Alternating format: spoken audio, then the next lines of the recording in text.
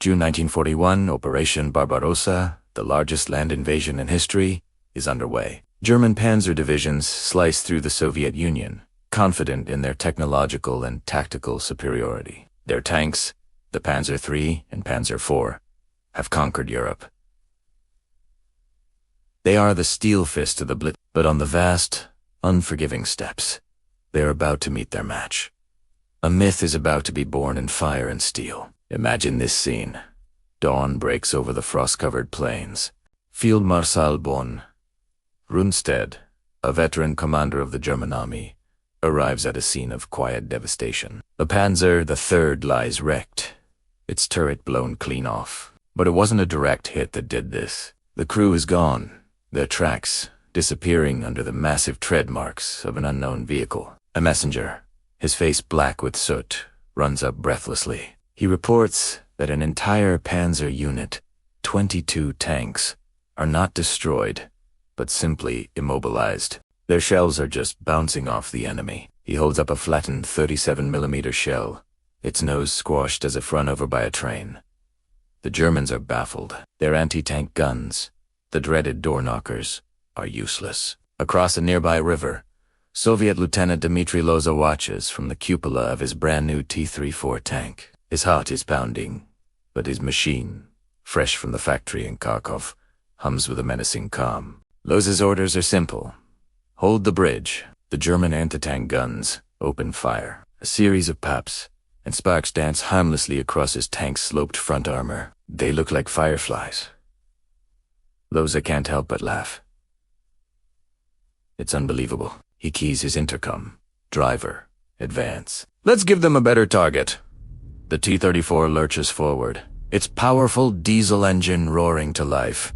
Its 76mm cannon swings towards the enemy. One shot, and a German half-track erupts in a ball of orange flame. In less than 2 minutes, the bridge is secured. By the end of the day, a new, chilling phrase appears in the official war diary of Germany's Army Group Center Panzer. T-34 Erebar enemy tank T-34, indestructible. This wasn't just a tank, it was a revolution on tracks. But what made it so formidable? The secret to the T-34's success lay in a perfect balance of 3 key elements: firepower, armor, and mobility. This combination, known as the Iron Triangle, made it the most effective tank in the world in 1941.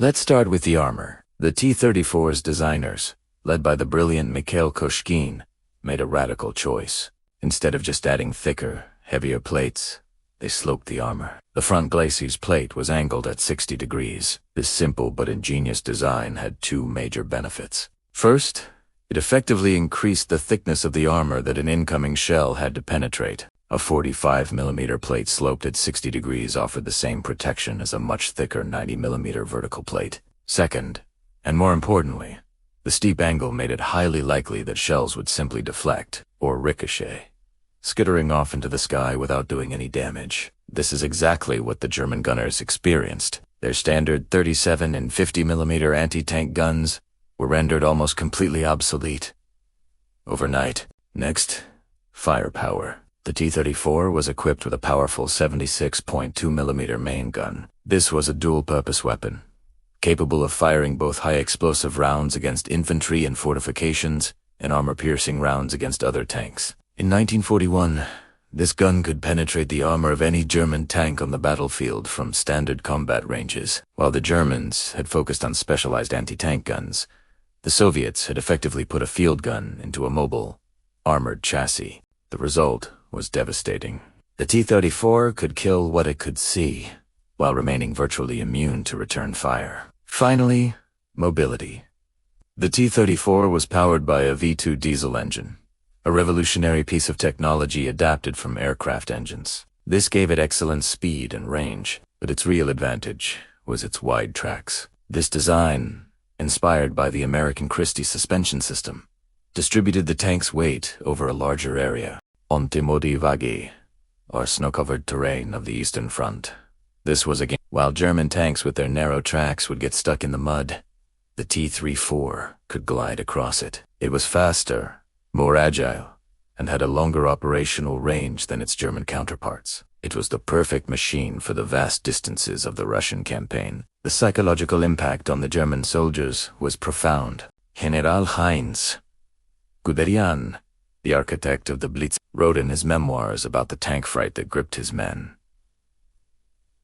They had believed their technology was invincible. The T-34 shattered that belief. For the first time, the Wehrmacht was technologically outclassed. They scrambled to find a solution. Their immediate response was to upgun their Panzer IVs and rush development of heavier anti-tank guns, like the 75mm PaK-40. But these were stopgap measures. The shock of the T-34 forced German engineers back to the drawing board, leading directly to the development of the legendary Panther and Tiger tanks. In a way, the T-34, the tank that nearly broke the German army, was also the catalyst for its greatest armored achievements. However, the T-34 was far from perfect, especially in its early days. The initial production models were plagued with mechanical issues. The two-man turret was cramped and inefficient. The commander also had to act as the gunner, which severely limited his situational awareness. The tank lacked a radio in most early versions, forcing crews to communicate with signal flags, a massive tactical disadvantage against the well-coordinated German Panzer formations. Visibility from inside was notoriously poor. Soviet crews often went into battle with the driver's hatch open just to see where they were going, and the human cost was immense. While the tank itself was resilient, the crews were not. The Soviet Union lost tens of thousands of T-34's and their crews throughout the war, but their simple, rugged design meant they could be mass-produced on an unbelievable scale. Factories evacuated east of the Ural Mountains churned them out around the clock. For every T-34 the Germans destroyed, 2 more seemed to take its place. It was a war of attrition, and the T-34 was the perfect tool for it. It wasn't just a weapon. It was a symbol of Soviet industrial might and sheer, unyielding resilience. The story of the T-34 is more than just a tale of a superior machine. It's the story of how a single innovation can change the course of a war. It forced a reassessment of tank design principles that influenced armored warfare for decades to come. The sloped armor, powerful gun, and excellent mobility became the blueprint for the modern main battle tank. From the battlefields of Kursk, the largest tank battle in history, to the streets of Berlin in 1945. The T-34 was there, leading the charge. It was a crude, uncomfortable, and sometimes unreliable beast, but it was exactly the right tank, at the right time, to stop the seemingly unstoppable German war machine. The legend born in the frost of 1941 was forged in the fires of victory.